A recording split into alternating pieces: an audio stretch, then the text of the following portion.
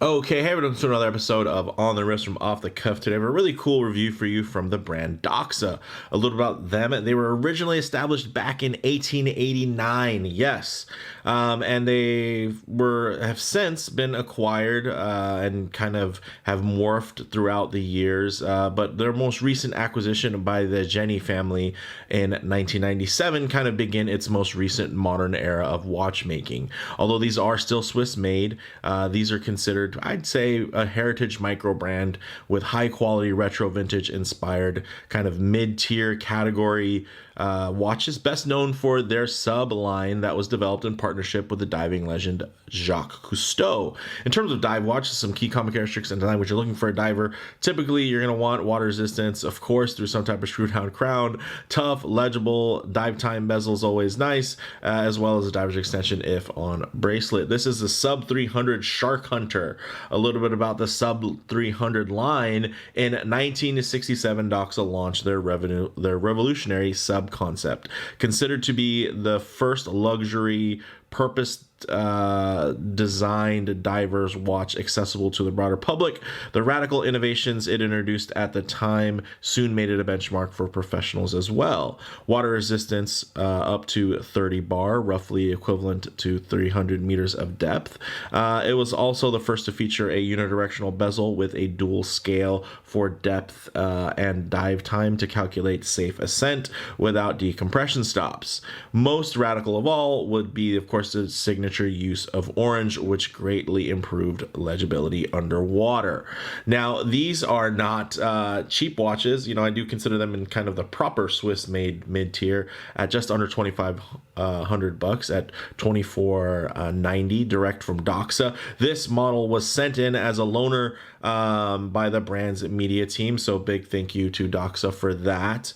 And I do have it swapped out on a genuine rubber Tropic strap because the black strap that it came with was just a bit short for my wrist. So with all that said, let's go ahead, zoom the camera out, get this piece in hand, and take a closer look. Okay, guys, as you can see, really classic retro dive aesthetic, absolutely handsome. And I know the design aesthetic can be very polarizing, but there's some really interesting, unique quirks. I want to just start off with this watch for some of you that are looking at this and that may have been hesitant about it in the past. Now, the size and the proportions are extremely unique to this brand, and it is one of the reasons why they're so beloved. This is really the smallest wide watch and the thinnest thick watch, and we'll get into that, right? So the width on here is actually 42 and a half, which many of you might be thinking is okay, that's quite a sizable, that's a full size dive watch at 42 and a half. But I will say, because it has such a small bezel, like this bezel itself, and you can see this is a thick bezel, but even at its ultimate width, this bezel is only 38 and a half millimeters. And look how much overhang that there is from the case versus the bezel. Look how thick the bezel is. It's essentially almost two, because you have both of those measurements there, and then you have an even smaller dial. So because of that, it shrinks everything down visually. So again, the smallest wide watch you're going to find because of the proportions that they used. And then in terms of being the kind of thinnest thick watch, it's 13.4 millimeters thick, which is not thin, right? Like 13.4, it's not overly thick, but it is by no means thin. But because of that slim mid case, guys, look at that mid case design. Everything, you break things down visually, you're getting, hey, okay, here's the bezel, there's the crystal, here's the underneath, and then you have this really thin, let me give it a quick little wipe here, really thin mid case, beautifully polished, guys. And man, there we go. Check that out. That mid case from here to here, that little sliver is only 3 millimeters in terms of that side case profile. So it actually wears ultra thin, which is wild, right? You're like, whoa, wait, 13.4 millimeters. Yes, visually it is much thinner, and it actually, you know, there's a lot cut away. So physically it's thin. Like, the underneath portions, like none of that is touching your wrist. These undercuts, these hollowed out portions, none of this. So really this is going to present as the case thinness there. So there's something about the way that they just kind of break everything up in terms of those elements that do help this really spread its weight very, very nicely, both visual weight and even on weight in terms of on the wrist.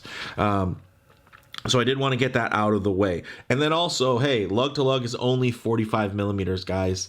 45 millimeters lug to lug. That is outstanding. And that, again, that's another reason why this watch is going to wear so small. Because you look at it and you think, oh man, those aren't really unsubstantial lugs. Look at how deep that is. Well, that's just because that's how small the rest of this watch is. That's how small the dial is compared to the bezel, compared to the case. So with that, there's just a lot of visual trickery there that, again, make this such a wearable piece. Now, in terms of some of the other features, of course, you get this beautiful box dome sapphire with inner AR coating, which is absolutely gorgeously executed.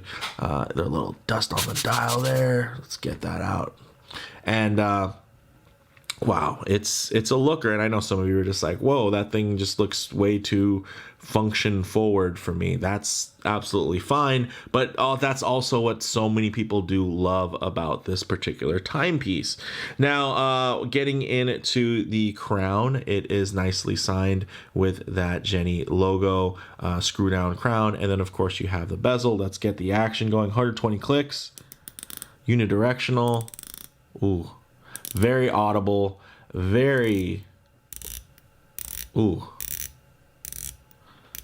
great tactile engagement, guys. Cool dual scale, kind of engraved and filled painting.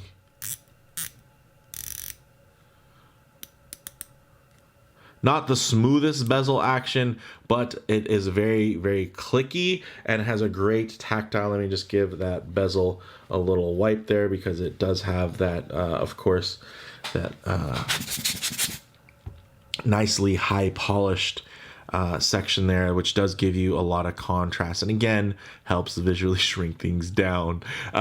So now getting into the case back, it is a screw in case back, and inside you're going to have an automatic Sellita SW200 COSC, so it has a 38-hour power reserve, 4 hertz sweep at 28,800 vibrations per hour, and it is tuned to, between -4 to +6 seconds of accuracy per day, which is absolutely fantastic and what you would expect within this price range. Again, this is not a cheap watch. It is definitely expensive, but it's expensive, I'd say, objectively for a lot of reasons, in terms of the low volume of production, the very niche, like they're not selling tons of these, right? So there's, generally smaller quantities, a very specific buyer, and of course you're getting all of the heritage. Getting into the dial, it is quite small, guys, and the way that this beautiful crystal kind of magnify and push and stretch the dial, kind of squeezes it into the center, but then those box dome edges kind of contort and almost give you a visual kind of alignment to match up the actual scale there and the graduation on the bezel to line up with the dial, just because of the play on that crystal, which I think is very, very cool. So printed matte black. Of course, there's other colors. You do get the date at 3 o'clock with a beveled window, so it is well executed from, objectively, right? Although I know some people would prefer things like applied indices, applied date frame, stuff like that. That doesn't really go with the theme of this watch. It would be cool to see them do something like that down the line, maybe to kind of convert this into something that feels a little bit more modern. But I think right now what people are buying this watch for, it's not for it to be modern. It's definitely for it to be very retro, and I think it really hits that nail on the head. It does have Swiss Superluminova Also, you're getting 30 atmospheres of water resistance, which would be 300 meters or 984 feet. You have 20 millimeter lugs, which make this a real strap monster. So you could put this on a NATO, a rubber strap. It's beads of rice bracelet, which aesthetically is very, very nice and very well made. The clasp does have some shortcomings, being that it's still kind of old school pressed clasp. It does have a milled folding section. But in general, I think that's what some people's kind of nitpicks are for this watch at this price point. I will say that for me, if you put it on the bracelet, the clasp kind of suits the bracelet. Does it suit the price point? I think that's what people have a problem with. And then honestly though, this thing wears so great on a Tropic. You could throw it on an ISO frame, or of course the fitted end rubber strap that it does, that is available to purchase from Doxa. That also works. And with that, you get like a ratcheting dive clasp as well. But as you can see here, I really went for the more kind of old school to tie in to that aesthetic, while still kind of adding a pop of color and making it feel a little bit more modern, a little fun, a little fresh. So with that said, let's actually get this piece on the wrist and see how it wears. Okay guys, as you can see on my 7.5-inch wrist, this wears really, really well. Of course, if I get it too close to the camera lens, you're gonna get a lot of distortion, which might make it appear visually larger. But you can see there, within the details, look at the way it just rides on the wrist, which is wild that a watch that is a full-size dive watch, even being slightly on the larger side at 42.5, that it could wear so flat, lay so thin, and just visually kind of melt to your wrist, which I think is really great. And then of course, if I leave my watch a little further away from the lens there and just tighten up the shot, you can get an idea of the details while still getting a nice true aspect ratio of how nicely centered and tidy this actually wears on the wrist. Check that out. Look at the thinness. Look at that beautiful thin mid case, beautifully sculpted. The nice kind of top hat bezel there, which really separates itself, gives it, of course, nice actuation, enough room for you to turn the bezel, and enough grip there for you to use it even with diving gloves. I do really, really like this one, and I would say on the wrist is where it really, really shines, just because the wearability is just so surprising for this big, hunky chunk of metal type of a watch. And I think that's one of the things that I think so many folks really enjoy about this model and this brand, and what's kind of given them their longevity. But with all that said, let's actually get this piece off the wrist, set up for some loom shots, low light transition, and closing thoughts. Okay, let's go ahead and hit the lights here. As you can see, nice loom considering that it is just printed on there. Not huge in terms of the application surface there. Of course, they were kind of thin slivers within. So this is definitely meant to be more so read and legible when you're not super deep where it's going to be pitch black, especially considering that its loom pip there isn't really, I shouldn't say loom pip because I can't tell. Is it actually loomed? Let me hit it with the black light. It does show that does have a bit of luminescence there. Okay, it does. Cool, I didn't even notice that. So the loom pip actually does, it is loomed. I thought it wasn't because of how dark the orange color is.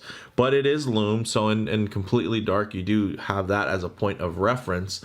But one thing I, of course, always like to work in is low light transition, because you're not always going to be out in the middle of a field enjoying direct sunlight.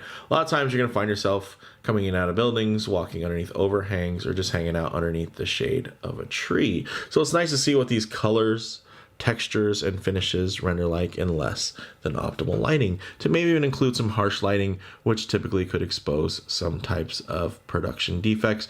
But all you're going to see here is very nice brushing. Of course, this is a media model that's been around quite a bit, so I wouldn't think those are production defects. If anything, you might find a little couple of fingerprints, some wear and tear from being kind of passed around for photos or video. But other than that, this thing is gorgeous. Look at how the light plays off of that bezel. It is really, really impressive. And I think it's something that's a bit undersold in photos, because it just doesn't, you're not able to capture the beautiful contrast between the high polished and the satin brushing there. Look at the way the light just, whoo, that is a handsome watch. And then the dial is just pretty much, that is black. That is a blacked out dial. It's not gonna hit a certain point in light and suddenly turn into an anthracite gray color. That's pretty much always going to be a deep inky black dial, which again adds to that feature where, I mean, the dial itself is just a black hole, so it gives you ultimate legibility on the rest of the dial, even though the dial itself isn't super loomed there. As you can see, with a little bit of light, look at all the legibility you're going to get in just partial lighting. So I think that is very, very neat, and as something, again, very signature to this brand, and something you just don't see every day. In terms of on the wrist, again, this is the smallest wide watch and the thinnest thick watch. It just nails its odd function forward aesthetic with eccentric proportions that I think really shrink everything down on the wrist. Even if visually your brain can't understand why it seems so wearable and small for a being, you know, full-sized ultra capable dive watch. In terms of model variants, the sub 300 is available in 6 different dial color variants with options for a bracelet or strap. And you know, I don't think the price difference is too if there is even a price difference between getting it on strap or on the bracelet. The bracelet's fantastic. The strap's really nice too. I think for me, you know, if and when I'm able to purchase one of these, I would probably have it on a genuine Tropic rubber strap, just because that's kind of an aesthetic that I'm really, really into at the moment.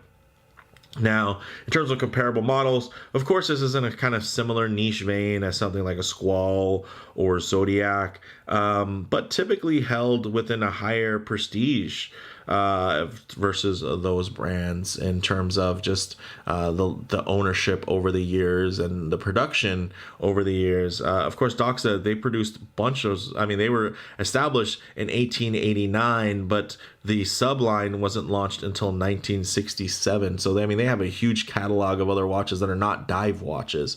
But it's funny that today they're kind of kept alive by their dive watch catalog. So that's something that's very unique, and it's just very specific, you know, to that era and kind of what it was like to navigate the quartz crisis and come out on the other end as more of an enthusiast heritage micro brand versus just a mainstream kind of watchmaker that's just going to offer everything across the board. So for me, guys, bottom line, this is an iconic model from a beloved brand, which really can't be denied in the middle. I mean, the quality here is very nice. I don't think you would be let down by any means, even if you pay absolute full list price, about $2,500.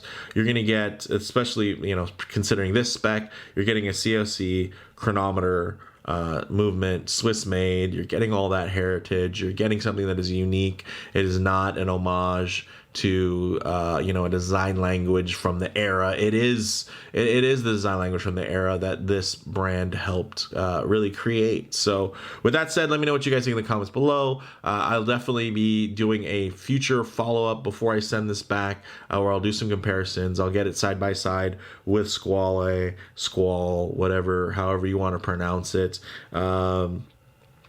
Zodiac, and even Seiko and their Slim Turtle, which I think is also quite comparable. So look forward to that video, and definitely let me know what you guys think down in the comments below. Thanks, guys.